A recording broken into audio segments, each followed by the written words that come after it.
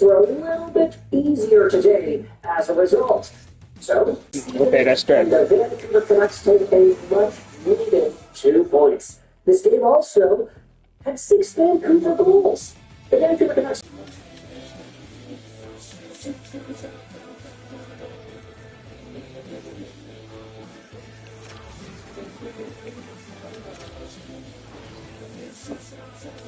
Trevor Smith. These great guys are my mains.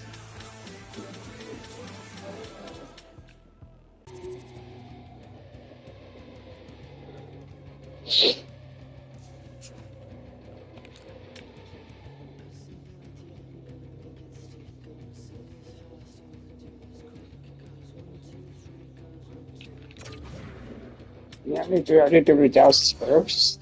Oh no. Still not slightly not good.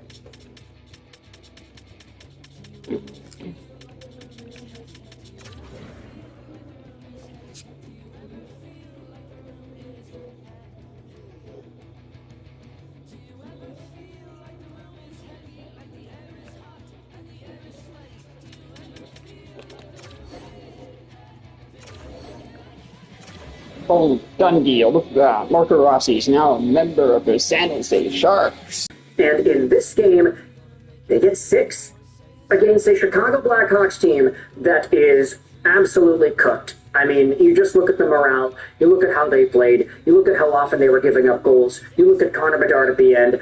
I mean, Connor Bedard might have requested a trade yesterday if he had his true inner thoughts exposed. But ultimately, Vancouver takes the 6-2 victory, and I want to get into a few things right off the bat in this video before we get into the actual goals, because there were 8 of them, which means we have to go out there and talk about 8 individual plays. But 2 things stand out to me immediately following this game. Number 1 is that Connor Bedard, who for the 2nd game in a row was given a 10-minute game misconduct. Talk about a goon, eh? This is a guy barking at the referees, getting involved physically, getting a whole bunch of hooking penalties, and just getting frustrated. I mean, tonight was not a good night for him. In front of his hometown fans, in front of all the people whom he has grown up with as Vancouver Canucks fans here on the West Coast, as a member of the Chicago Blackhawks where he was supposed to be. But not only did he get shut down today, but he also got kind of humiliated. So Connor Bedard, you know, if you're sitting on the sidelines hoping that eventually one day he requests a trade to the Vancouver Canucks, games like these are going to help him do that. And maybe it's kind of selfish as a fan. Well, what happens in today's game? He gets hit head first into the floor by Jason Dickinson, and he ends up leaving the game in the 3rd period. It was a super ugly play. No idea how Jason Dickinson did not get a penalty in this situation here. But Filipino was dazed. He was stumbling as he got up, and it's just such a blow to the Vancouver Canucks if Filipino misses an extended amount of time. Of course, though, we recognize just how fragile his frame has been the past few years. So ultimately, at this point, us Canucks fans, all we can do is hope for the best and a speedy recovery to whatever it is he ended up getting in this play.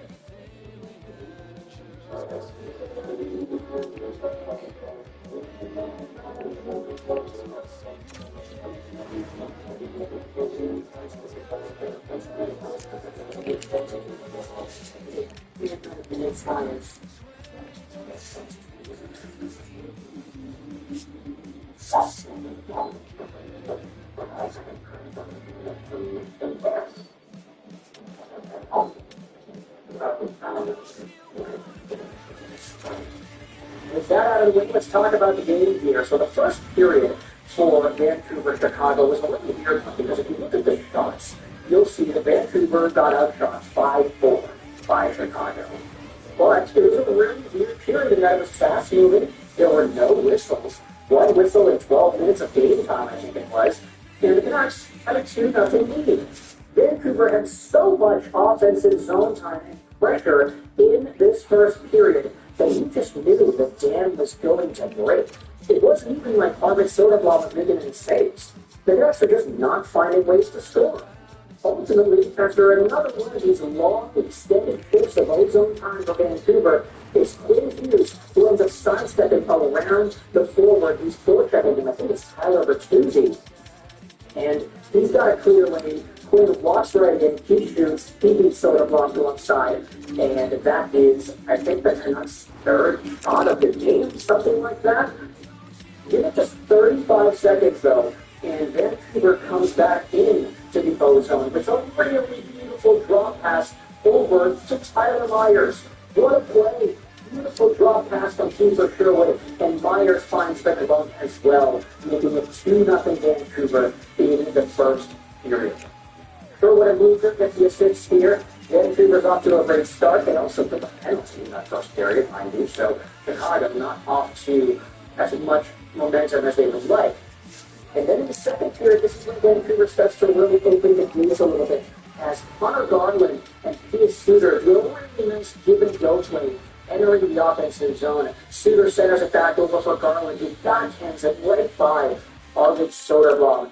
3-0 Vancouver, 8 minutes into the second period. At this point, I'm calmly thinking to myself, yeah, the Vancouver Canucks are going to win this game. And Artie Parker is going to get his second go. But not without any faults, because Alex Vlasic, with a minute to go in the second period, ends up making it 3-1.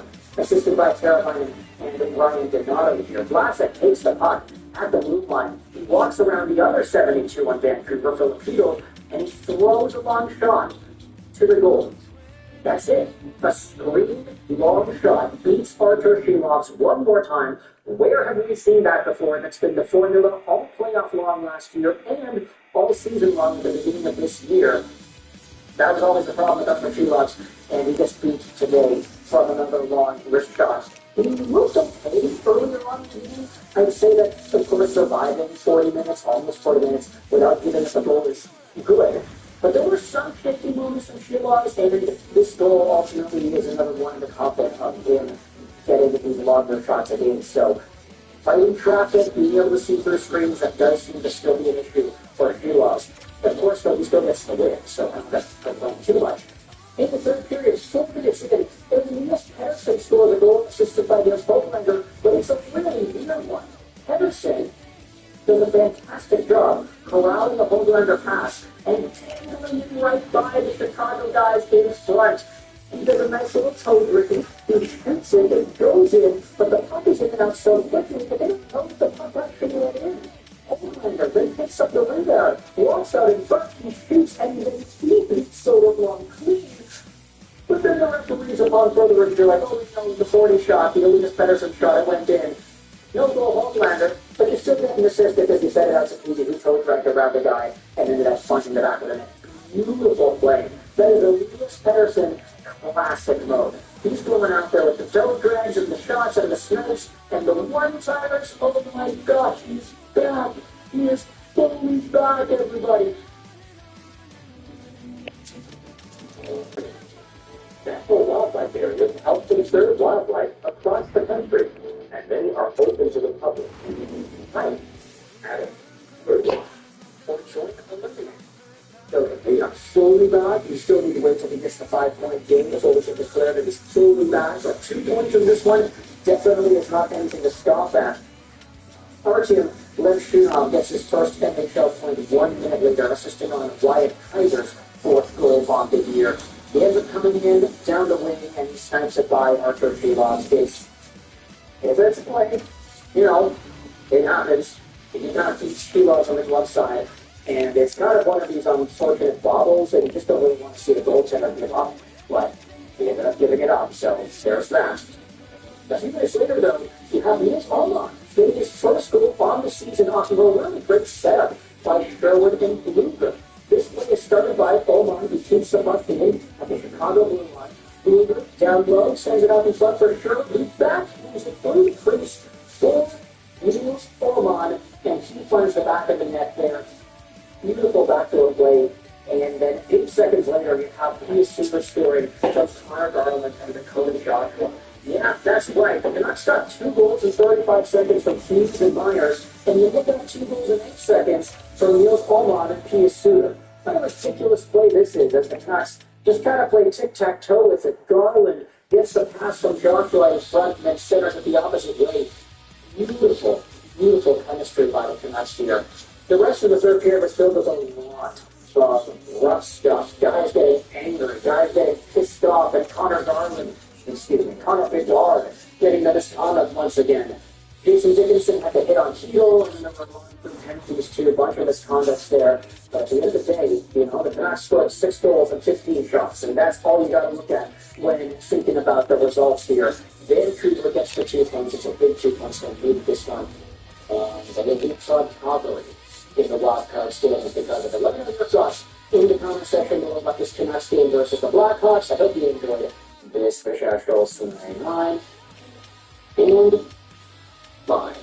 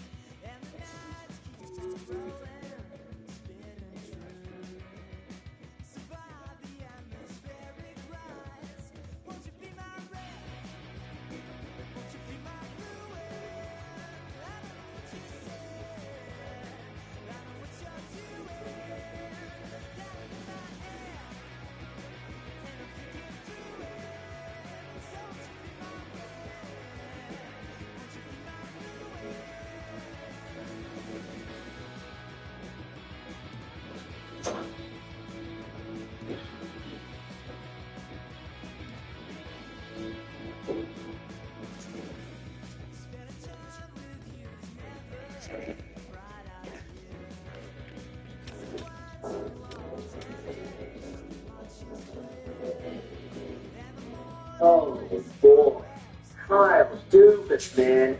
You can't be serious. That was the ask? Today we are talking about one of the most ridiculous trade prices that was set out there on the market. And what would have costed the Detroit Red Wings had they gone out there and tried to make this move? Let's head over on to Pittsburgh because they had themselves a game earlier today against the New Jersey Devils where they absolutely smoked them. 7-3 win for the Pens against New Jersey. And if you take a look at some of the guys that produced for the Penguins today, you'll see a very particular name stand out as the 3-1 goal guy. Rickard Rakell. Scoring at the 4:24 mark in the second in the red shot, assisted by Connor Timmins and Sidney Crosby. Now, Rickard Rakell is a really interesting name heading into this year's trade deadline period because not only has he been a monster from the England Fantasy Hockey League this season as a triple threat left wing, right wing center, but he is also on a contract that takes him till 2027-2028 at $5 million a year. Yeah, that's right. You thought I was going to say he was on an expiring deal? Nope. His contract goes on for a while, which is in part why he was one of the more valuable trade targets this trade deadline period, because he's a good player. And at 31 years old, he's gone out there with 59 points in 68 games played this season, on pace for 70 in an 81-game campaign. That would be a career high for Rickard Rakell, who has always been a very stable point-producing force in the Anaheim Ducks system, and then he headed over with Turner. So you can imagine that Kyle Dubas was probably not all too keen on trading him away. But now, we have ourselves a deal that would have been on the table. Because if we head over onto this article published by Pittsburgh Hockey Now by Dan Kaniewski yesterday, it's Dan's Daily. It goes out there and talks about an analyst who has ranked the Penguins' trade price for Rickard Rakell. The language is kind of confusing here, but essentially there was a trade price that happened to be revealed by none other than Daily Faceoff's Frank Saravalli. This article will be linked in the description as is on ExpressVPN affiliate page. Check out that first link to save some money on your VPN, get some free months, and support this YouTube channel in the process. Take a look at this. On the Daily Faceoff Live podcast, Saravalli reported that Dubas set the price on Rakell at a top prospect and 2 first-round picks. Saravalli on the show then ripped Kyle Dubas for the ask. Kaniewski on this article then responds saying this: my expected price tag on Rakell was some combination of a first-rounder, a good prospect, and an NHL player. Saravalli reported that Edmonton was interested, but they evolved to the sticker price. If the Penguins could have snagged Matthew Savoy in a first, that would have been enough. I really like Savoy at the 2024 Memorial Cup, and I felt that he would fully bring Yager's offensive totals at this job. Savoy is a 25-goal career offensive force and defensive headache in waiting. And appropriately so. You are starting to see a whole bunch of response as to how Dubas' asking price for Rickard Rakell. As I said, he's been a good player this year. 31 goals, he's on pace for near 40, and he has been a super important player for Pittsburgh. But there's an extra detail that Kaniewski left out on what Saravalli said about the trade price, and that was highlighted here on Twitter by NHL Trade Alert. On the Depot Rundown show, Saravalli says he's asking Rickard Rakell at the deadline was each team's best prospect and 2 first-round picks. Not just a prospect, but a team's best prospect. And with that in mind, this response from Red Wings Radar goes out there and said this would have costed the Red Wings Axel Sandy Pellica a 25 first and a 26 first. Ridiculous. All for one Rickard Rakell? Like, this is a total opposite of one for all. Oh my gosh, thank goodness the Red Wings weren't in on this guy. Right? I mean, of course, no disrespect. Rickard Rakell's fine, and his GM is capable of labeling whatever asking price it is that he wants for the guy.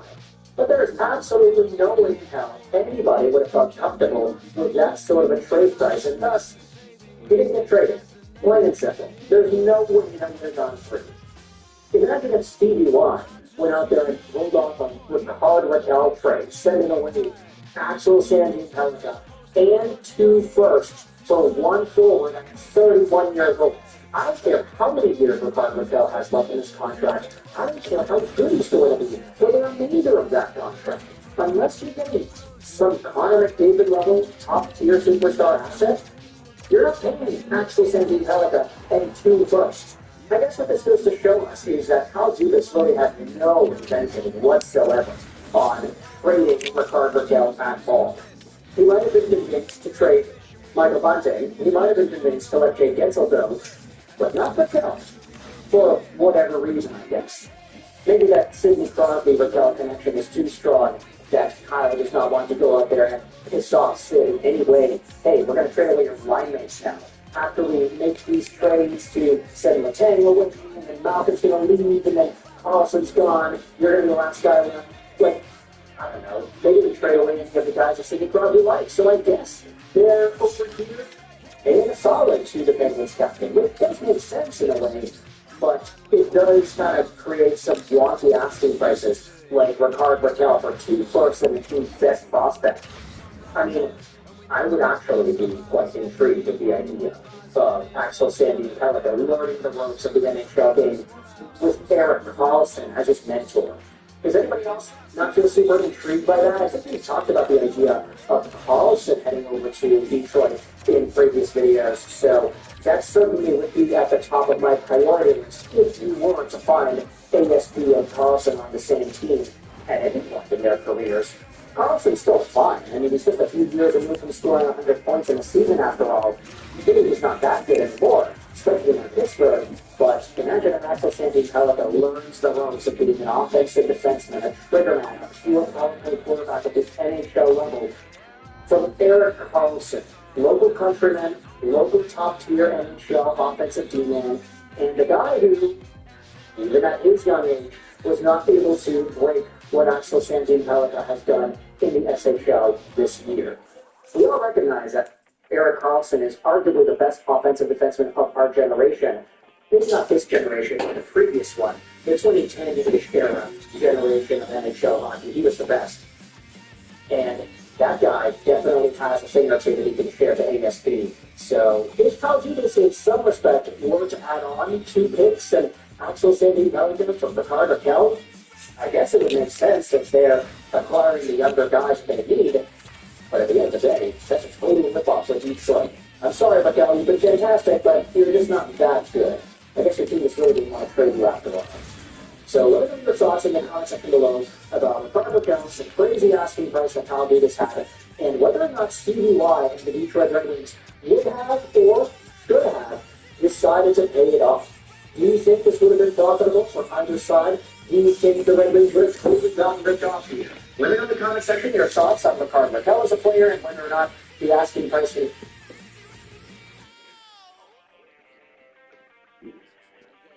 Texas was wondering and for now Texas getting help from the turtle. And indeed, for the home team, it's just a matter they need to take care of business. They certainly did that in Calgary. They had these 4 workouts the way into the sense. And I think that's just like the best now.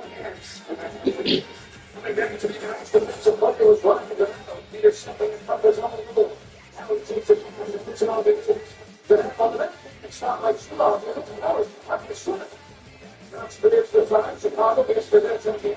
Now it's flashes. If you're Senate, one time it's like Tito Terravant and Seal Eyes Wide. Another shot roll, and keep on one of the cells. The trade is set in the lines of the defense to the joy of the net. Here's Kenny delivering the hunting information for Josh by through the shot. Right, I would pull it up. And Jason Dickinson brings the punch. Throws off the blades. Keeps back. Right to the side. He's going to come out of the puck on the board. Steve snaps to Pedersen. Garland beats the shot. Throws one off the body. And a close on Connor Murphy. Osceola interception. Celebrated the MLS. For the second. The first period. Here's Connor Murphy to the first 7 and over.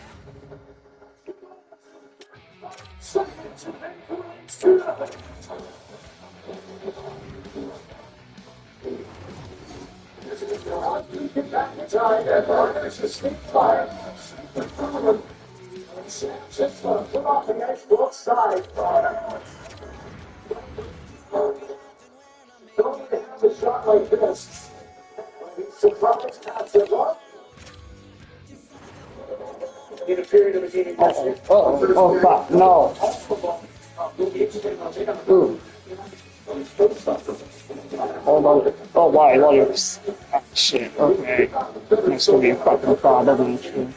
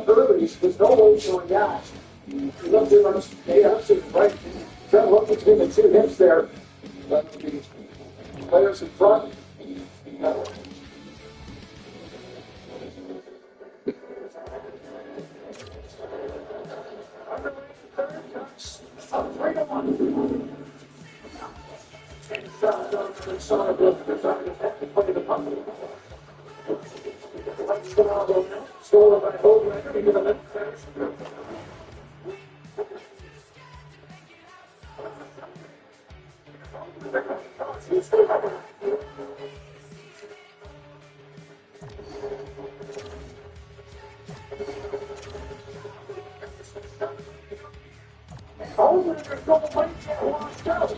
But whatever the case, when you know it's 1-1 2, he's stick handling this is a shot that is in and out of the middle wall of the net. Most of the penalties go out to the goal. Straight up the line. Stop there. Goes down to them. One runner stays left. There is three. That's the one. On the one over to get out the first one. And it's the goal last game. This game. Strong hockey. On last 10 days. It'll be. It's 4-5 games. So it'll get better. So, that's a seven. For the one assist he had earlier, and assist on this goal. His assist on the latest goal by Williams Patterson. He'll tell him that it's his first multi-point for the season.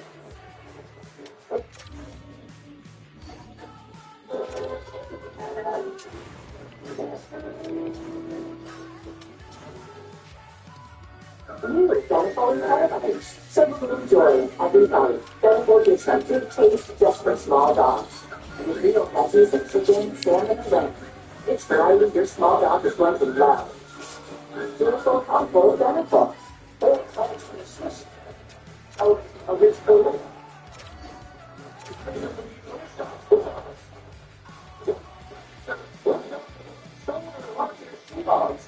And odds for the 4-on-4 situation after their second goal.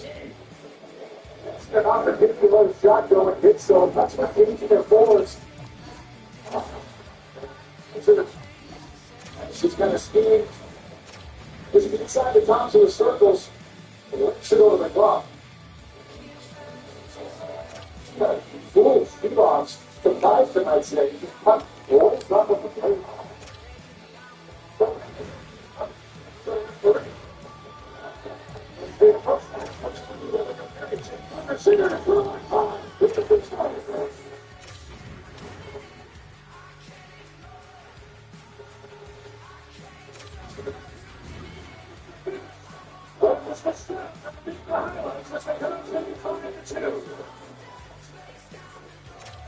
They continue, then it's put back on for the finals.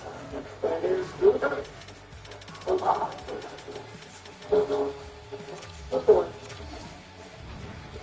I'm starting to miss from there. Get the guns a little bit of time. Lead this game by 30. So,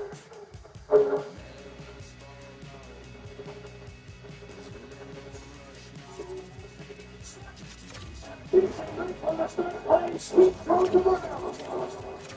Since there's a turkey animal, but when you have the feeling you can take on the bigger dog,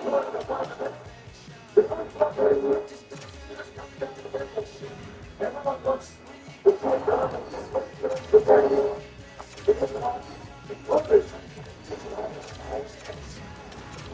Stop 17. That's a good system.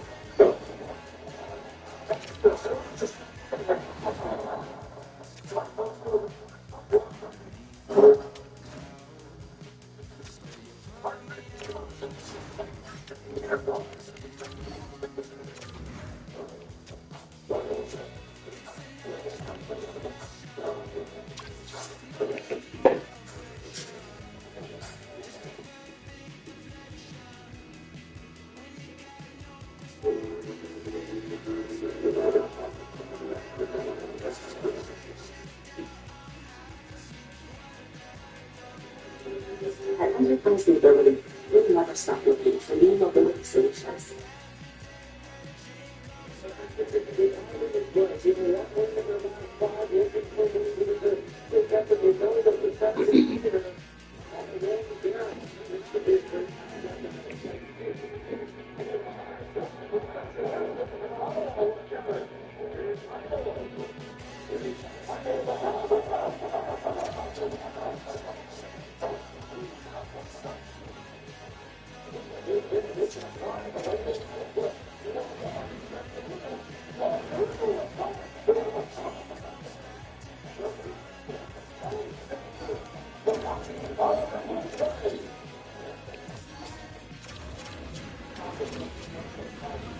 Beautiful.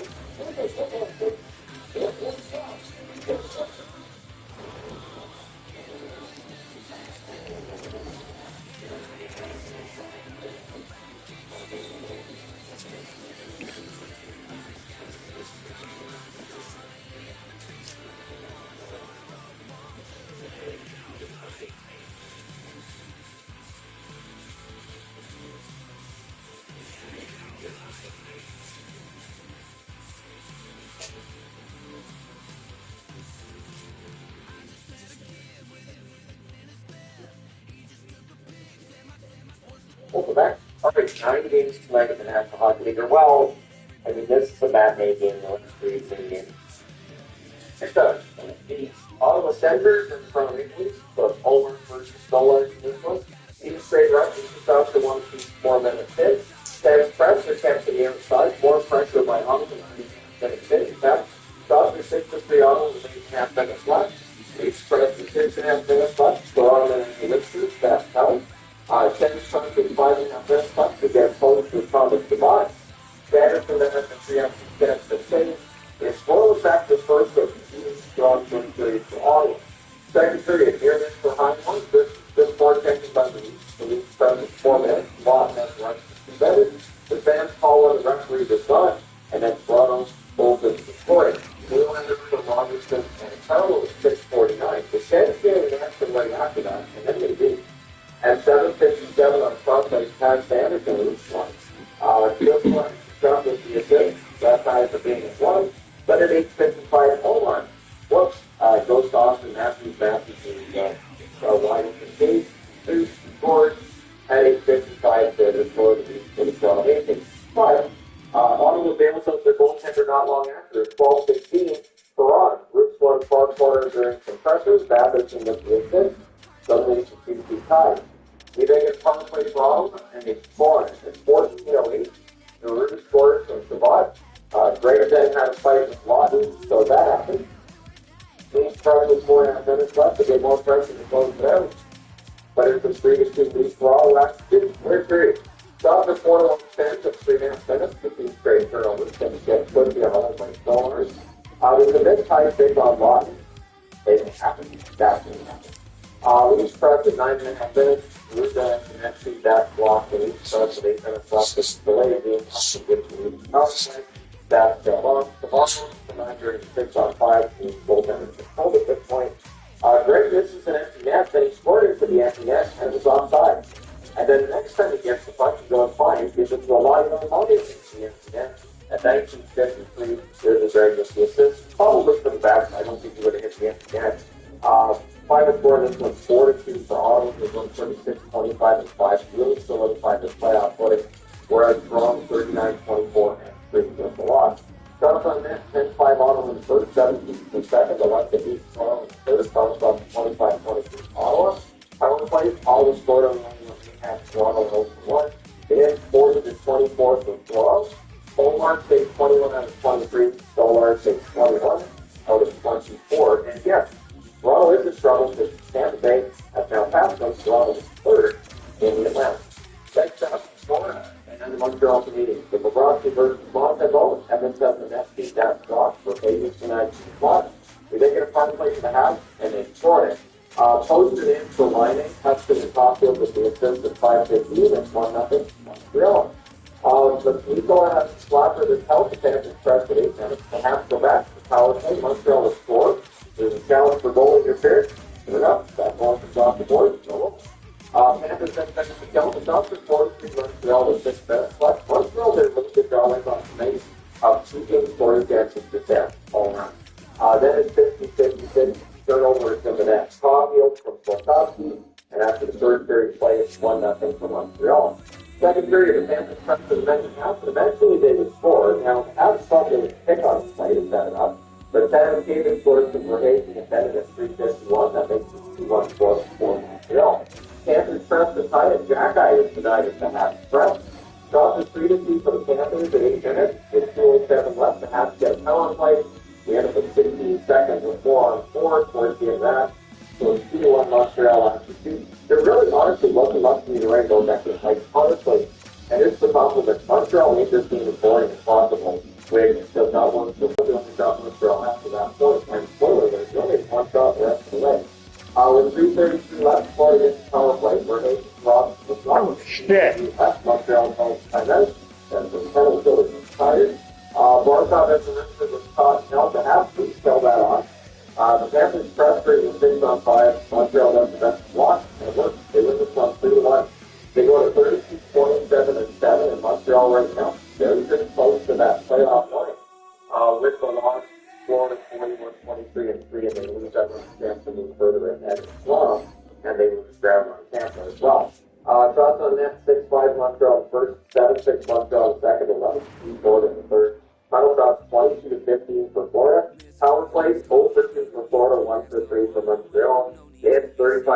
21 for Florida. The Providence State 12 and 15. That is an ugly stat line. And Montana 21 states on 22 shots. All right, next up. The last one in this quarter, Carolina in Philadelphia. The Shenstoff versus Bears. It's been good forechecking by the Canes, who had themselves a game.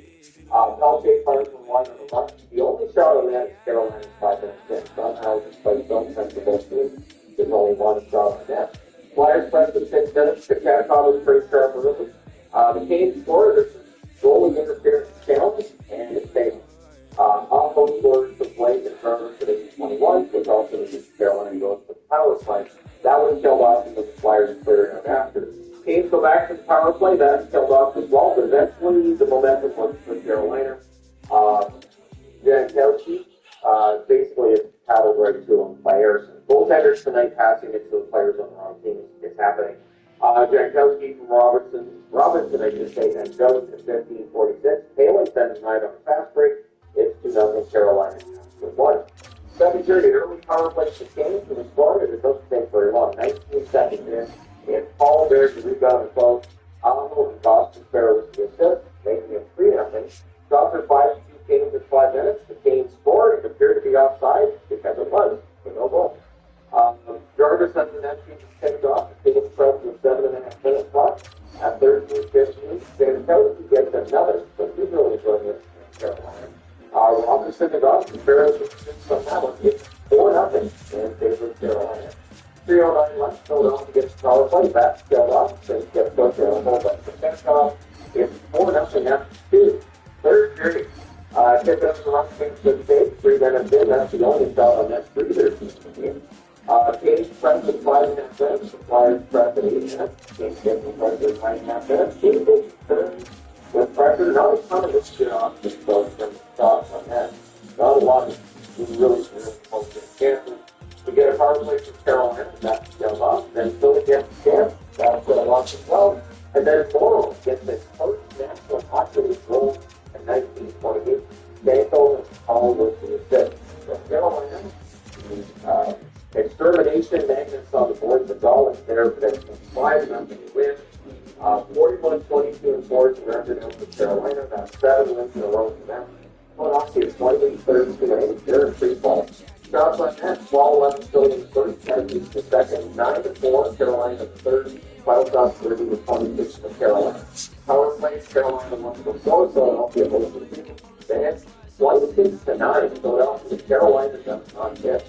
Kachakov stays all 26 for the third, and Harrison stays 25 out of 30, as fast as Bears go the other way. That being said, it's real good. Big players, correct. Customized cooking with your perfect big top. 3, 2, 1, that is it. Big players, you can collect them all. First base fair, each sold separately, subject to availability.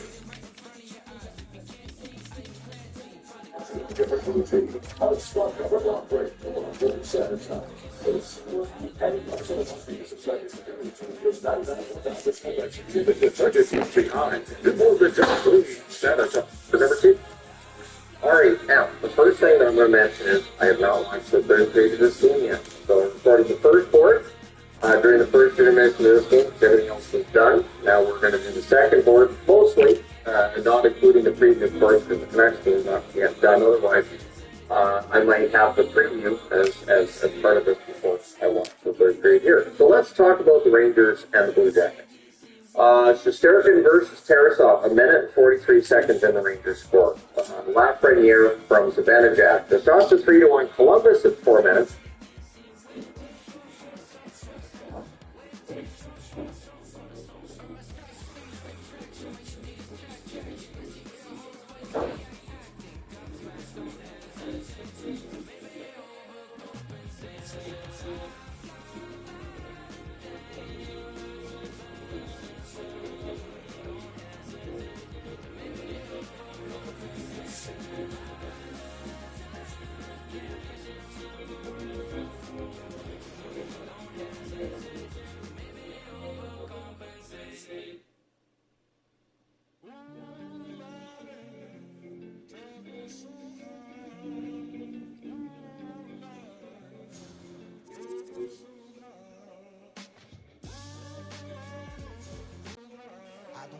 I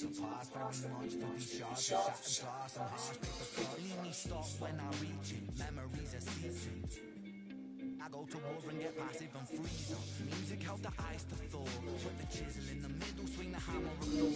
Pull it out of the impossible, Excalibur sword. Edging no path full of reasons why my feelings are sore. The first day that I got sick, ejected from the cockpit of living. 19, young teen, waking up there. Posters up, manhunt, ran, went missing. Hard to have faith when the gods don't listen. The first year, baby, was the hardest. Waking in the body that was buried like a carcass. Brain in the lion's den, body in the sharp pit. Waking up in pain again, aching, broken hearted. Persistent little blogger, I was bouncing from a doctor to a doctor to a doctor. Like a table tennis game that has no end. So be the fate of friend. Every single question answered with a question on the end. The second year I came to terms with giving up my dreams. Mine was severed from the means to help me write these rhyme schemes. Brain was inflamed, the fatigue was crushing. Hard to remain sane with your brain combusted. And the third year was murder, living in a purgatory full of worry with a live to be 30. Lifestyle hurt me, always in my bedroom. Rearrange the alphabet and all the letters spelled in. Light hurt my eyes to survive. When you're 23 and mentally you steadily decline. 24 I was poor, disability benefits. What's the benefit of disability? It's irrelevant. But the Rangers have the goal done. Get a power play for the Blue Jackets. That's killed off. The Rangers press at 9 minutes. Columbus. And, I should get a score on that. There we go. All right. So, Soderblom versus Geelong, Chicago against Vancouver. Canucks press at a minute. There were no shots on this street. That's the same shots for the premium. Either seems to get a lot of shots. That was good. Sherwood on the run against the state to get a power play for Chicago. That's killed off. The shots are 3-2 for Chicago and half. Huge face turnover. Huge Beatles at the near mid center. Sherwood missed one high two slot. Canucks pressing 4.5 minutes left. They stay up at the 9-2 1 run. And then at 17:46, two huge rifles on them. And then comes down to the third shot on that with Vancouver, Brody, and Patterson. So he gets better. Julius Patterson slowly moves ahead.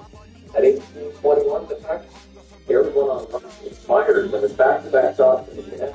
Sherwood, Luger with the assist, suddenly is 2-0 for Sweden. The Canucks look for another. You're up 2-0 after one. Look pretty comfortable. But 7-3 rolls around. Probably probably like the Hawks. At least we're scoring like a 3-2 Myers has to shot this block out. That power play killed off. The Hawks press after it comes to an end. Canucks then draw a power play. It was awful. Less said about it, better. Canucks trying to 6.5 minutes. The shot was 3-1 for the Canucks in 7.5 minutes. And at 8:08, Garland gets one in on a net drive, making it a 3-0 lead. Shooter and Hoglander with the assists on that one. Hughes has the net feed just picked off. Doc can't bury one in close. Myers Shooter, that can't get blocked. The Hawks press with 7.5 minutes left. The Canucks press with 3 minutes left, but Chicago would score. At 18:51, Vlasic wires on past the screen. So lower to 3-1. Donato and Carolina to the assist and the Hawks press for another. Now we know the Canucks do have these moments where protecting becomes difficult, but it's Chicago. So we go to the third period with 3-1 Vancouver. No shots on net 3.5 minutes in it at 4:01. There are actually two goals on the same play. Pedersen scored, knew the puck went in the net.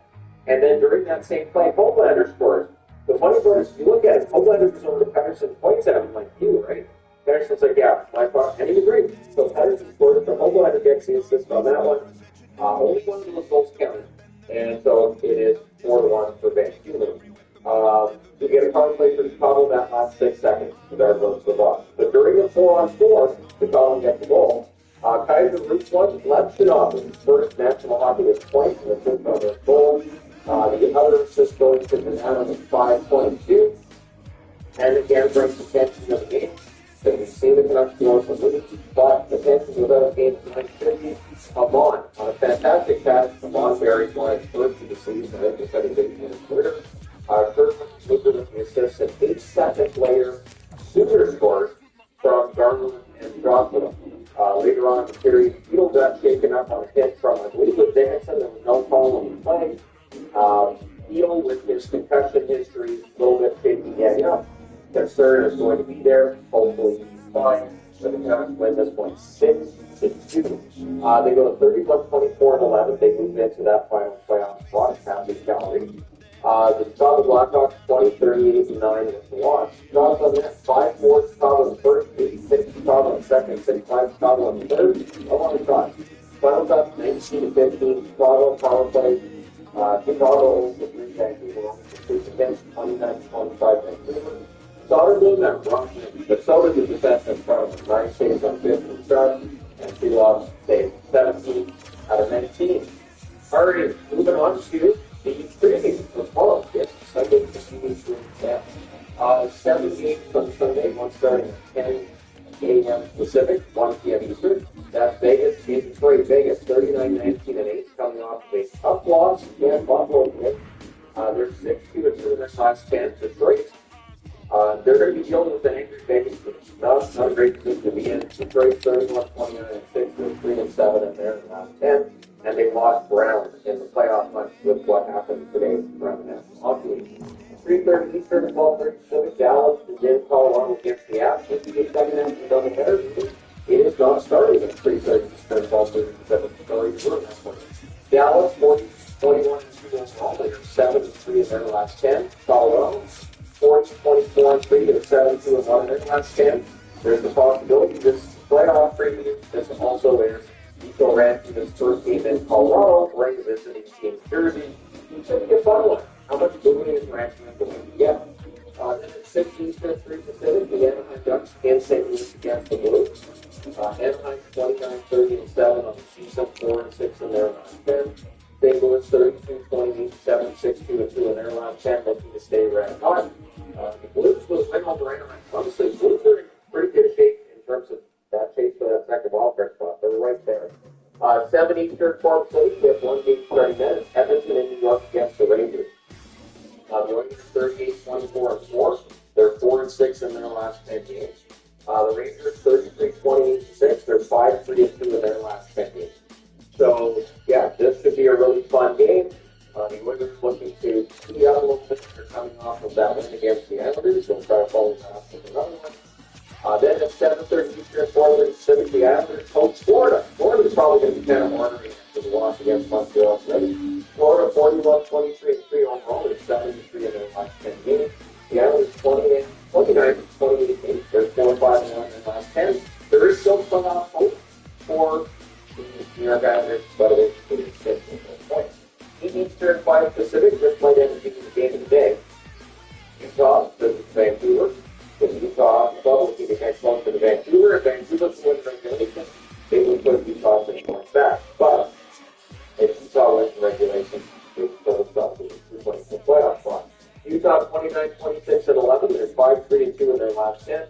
Vancouver 31-24-11. And they're 5-5 in their last 10. So Vancouver has eased up their record and a couple of wins at the end of the week here. Gives you a straight things up after that tough loss against Dallas. We'll see how this one goes tomorrow. And then at 9 Eastern, 6 Pacific, the Winnipeg Jets in Seattle against the Kraken. Winnipeg 46-17 and 4 over 6-3-1 in the last 10. Whereas Seattle 29-34-4 and 5-5 in their last 10. When that playoff pressure's off, as it is for Seattle, teams play a little more relaxed, and I think it helps their record. But at any rate, let me know your picks in the comment section below. Let me know. Staying on different cards to make our game and not look at They're playing known as Cabo Days. You don't know people really projecting the thing, but now I'm going to start it from school.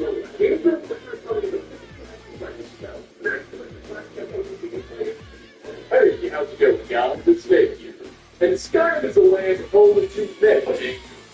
Monsters, dragons, zombies, bandits. They seem to look in any direction you look, but that will make way.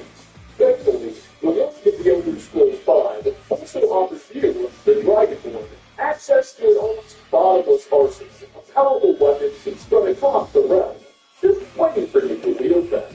Now, while any bundle, sword, or battle axe can be pretty cool, there are a handful of unique, rare, or otherwise secret items that are especially impressive and warrant some further discussion and exploration. So, coming to those will be the object of today's video.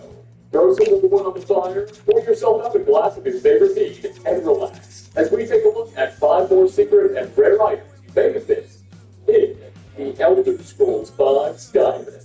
Part 4, the facts. Starting off, we have Dragon Bane. This is a unique Akaviri katana the player can find just lying on a table in a small room in the northern wing of Skyhaven Temple. And it's a strange piece. Now, before we dive too deep into the blade itself, do keep in mind that since it's in Skyhaven Temple, you will have to progress around halfway through Skyrim's main questline before you can even get to it. And even then, if you take it, it will be marked as stolen unless you opt to join Blaze and kill Thunderdax at the end of the game, which, judging by some movie, nobody wants to do, so just be weird. Anyway, I digress. The first thing that makes Dragon Bane unique, aside from its name, is its custom enchantment and accompanying visual effect. Dragon Bane does extra damage to dragons, and delivers 10 points of shock damage per hit. No other weapon in the game does this. Well, okay, shock damage isn't special, but extra damage concentrated against dragons sure is. Hence the sword being the bane of all dragons. Additionally, the katana has a special aesthetic effect that causes sparks and electricity to sizzle and flow alongside the length of the blade. While some shock-enchanted weapons will glow blue and whatnot, the actual sparks flying out of the item is totally custom to Dragon Bane, which makes it especially interesting to collectors and stunning to view in darker interiors. Now, you may notice that I have looked to tell you this weapon's exact stats. I've explained its effects and enchantments, but not the actual numerical value behind everything, or how much damage the sword does. That's because, well, only one Dragon Bane exists for you to acquire in the entire game. There's technically 5 different versions of it that may spawn in, depending on your weapon, each with different stats.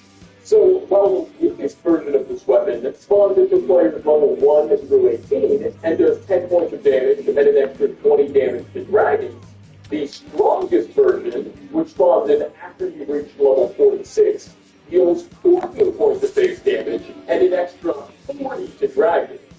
So, quite a bit of variety there. Again, there's 5 different versions between these two extremes, making it kind of difficult to describe how effective Dragon Bane is. I mean, it varies. Though, luckily, the shock damage value will not change at all. So, there's a little bit of consistency for us. Overall, though, at its best, Dragon Bane is an alright addition to your arsenal. The damage emitted from it for a one-handed weapon isn't great, but the extra shock damage helps out a good bit. But until you are battling with dragons, realistically speaking, this is probably something to keep displayed in a glass box or somewhere prominently in the gallery, as there are other items available earlier in the game that are just as effective, if not more so, though there are not many that are quite as pretty. Next on the list. Okay, this item is kind of weird, because while it's not necessarily a quest item, I guess it can be. Common Bane's Fang is a unique dragon priest dagger that can range and spawn in a number of joint rooms, usually found in the final Fang roots next to an end dungeon boss. Its placement is random though, and there's only one that will ever spawn in the entire world. So it may be a while before you come across Common Bane's Fang for yourself. When you first do though, it seems like nothing fancy. Dealing out easily 6 points of damage per swing, it's just like any other Dragon Priest daggers, and considering there's no explanation offered behind this item's name, at least initially, it appears totally out of place and useless. However, it does have one special power, and this is where its sort of first item status kicks in.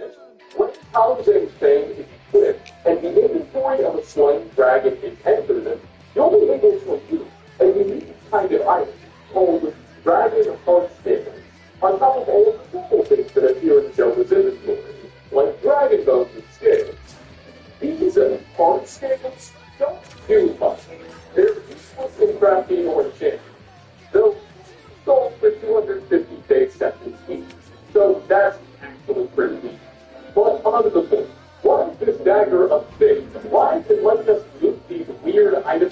displays of dragons. What's going on? Well, if the board has reached level 90 in the Alteration Magical Skill Tree and are a member of the College of Winterhold, you can speak to Tolkien, one of the professors, and ask if there's anything more you can do to learn about Alteration Magic. He'll respond by explaining, not exactly, but he does have one task he needs some help with, and if you do so, he'll teach you a new spell. He'll ask that you bring him a Dragon Heart Sting, which he describes as an extremely rare alchemical ingredient that can only be sliced off the corpses of dragons with an extremely sharp and equally legendary blade known as Kabozane's Bane.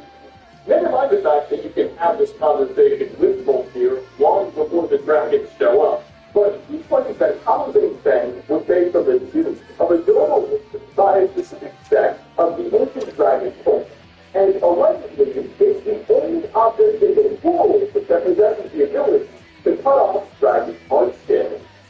The quest will resurrect wherever Kabozane's Bane can be found on your map, if you get to already pick it up. And then all you need to do is use it to collect a heart skill or two, and bring it back to complete the quest, and have Voltaire reward you with a new level spell. So that's what Kabozane exists for. It's a quest item that can just spawn in prematurely. I will say, despite how ineffective it is in combat, even if you're invincible, may not be a bad idea, just in case you encounter a defeated dragon. As on sale 2 again, it sells for 250 joints, and a couple will usually come in on Angova. So while it may not do you well as a weapon of war, it can earn you a good bit of points. And because it's a quest item, it's not like you can remove it from your inventory anyway. So might as well get something out of it. Coming in at number 3, we set sail for the island of Solstheim to take a gander at what is honestly among my favorite items in the game, the Champion's Puzzle. This is a unique warhammer you can find in the ruins of Fort Frost, wielded by a zombified and generally false Leviathan. I've told it before, so I'll try to be brief, but the story behind this hammer, and especially its wielder, is pretty cool.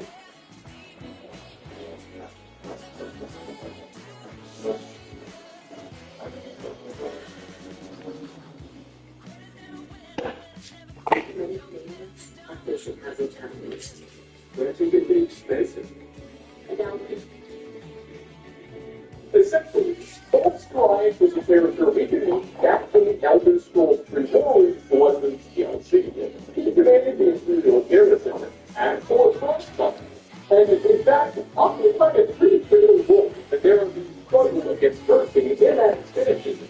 He was a strong ally.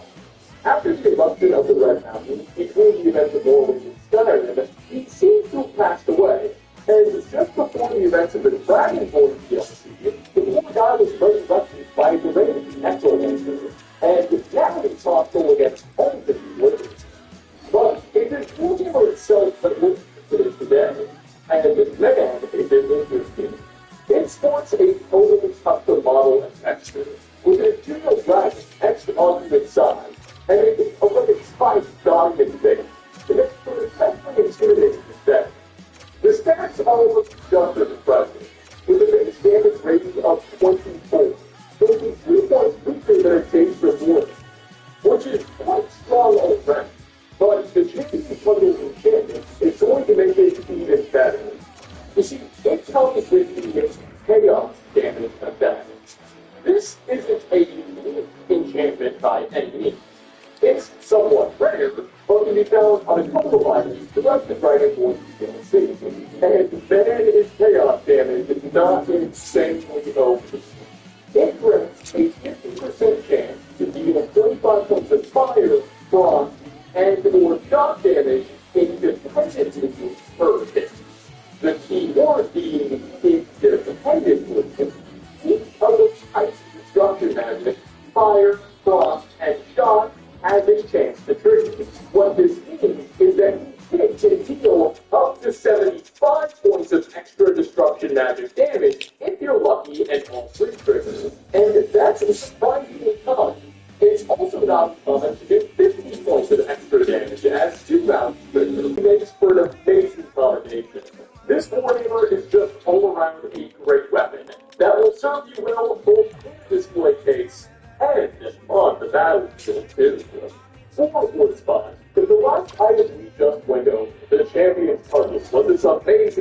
to use in combat and all sorts of traits, I think it's time we share something that's the exact opposite. This is Borvir's dagger, a technically used elven dagger that he found at Germany's village, a very tiny Nordic ruin located in Switzerland. When we first arrive at the village, we'll find what appears to be what remains of a very small laboratory, occupied by the corpse of a mage named Borvir, with multiple arrows sticking out of his back, and a very aggressive band, who likely is responsible for putting those arrows in Borvir's back. After the bandit has been slain, we can do some looking around, and honestly, there's not much of significance here. There's a few books, but nothing that really explains who Borvir was. However, next to his corpse will be Borvir's unique dagger. Now, the really funny thing here is that aside from its name, Borvir's dagger only has one special property: its base value. You see, while a normal dagger sells for 95 seconds, Borvir's only sells for 18. That's right, the only thing that makes this item special is the fact that it's worse than the generic brand. I don't think that occurs very often with any other weapon. Okay, so at this point, you're probably asking yourself, what's Borvir's deal and why is the dagger weaker than the original? Well, there is a very interesting story behind how Borvir got here, at least from a development perspective. Borvir was originally slated to be a part of a now cut quest from the College of Winterhold called Missing Apprentices. Thanks to some quest markers and dialogue buried deep within the game's files, we know the College of Winterhold was originally supposed to contain this side quest, which would have sent the player on a mission to track down the remains of 4 different college students who mysteriously disappeared. During the mission, we would eventually look that 3 of those 4 students died in spectacularly unfortunate manners. One guy got beaten by a bunch of mole rats, another girl accidentally set herself on fire while practicing with a flame spell, and Borvir over here was attempting to create a new type of weed that he thought would be able to compete with honey brew. He agreed of using frost magic to chill that weed for some period of time, but nobody in the college didn't where his laboratory was, and they hadn't heard back over some time. As we learned during this quest, Borvir's laboratory was here, at German's village, and he was evidently killed by a bandit during his time here, which is why nobody's heard from him in so long. Now, since this quest was of course cut from the game, we're not actually sure if this is canonized lore by Bethesda, but if it's not, they must have forgotten to remove his body and his dagger. We're still unsure why the dagger is weaker than what it's based on, but at least we have something that resembles a backstory.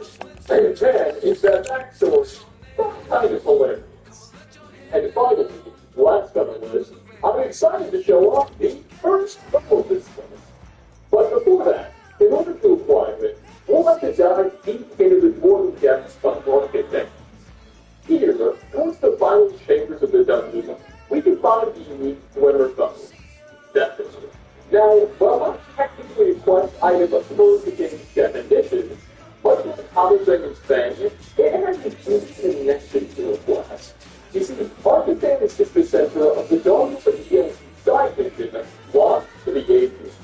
And it's at this location, we aid the ghost of Citrine, an archaeologist who died here after taking a mighty fall. We'll aid her in completing some of her old research by recovering an ancient artifact, and assisting her in clearing out the dungeon, so that she may finally rest in peace. As we near the end of Market Fangs, we can find the Possessor, lying tranquilly on a titular lawn, and it's in fact extremely easy to miss if you're not paying attention, as the exact spot it's in is really out of the way. But if you have to treat it as an active companion during that Lost to the Ages quest, you'll normally point out the bow, pointing that in fact needs to be hers, and that's the logic that she fell to her death in the first place. Simply pick up the bow, and now it will be all yours.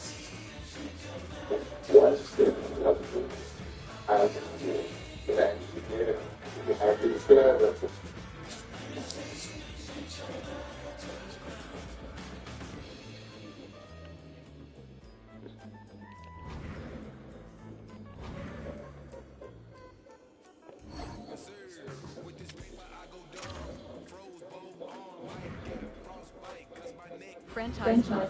Continue.